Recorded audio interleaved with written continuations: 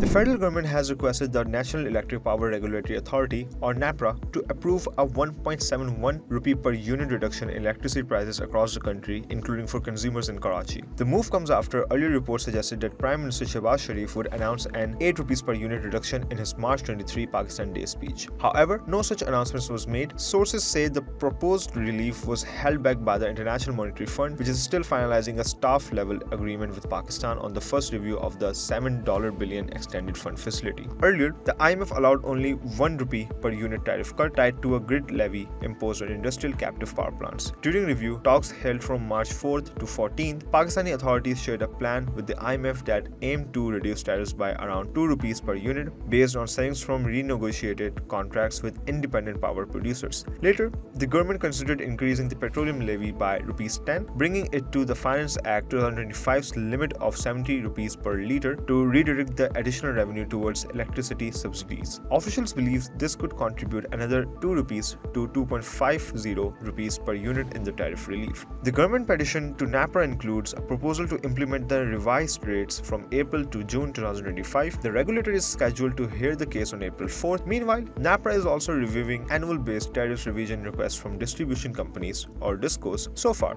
even independent power producers have sought revised tariff adjustments after talks with the Civil Military Task Force. The Prime Minister's office had earlier said petroleum prices would remain unchanged, despite recommendations for an increase of up to rupees 13 per litre. Instead, the financial burden would be shifted to electricity consumers in the form of potential tariff reliefs. In a related development, sources say the IMF has also blocked a proposal to lower tax rates on real estate transactions. However, a 2% federal excise duty on first-time property sales may be reduced in the upcoming budget.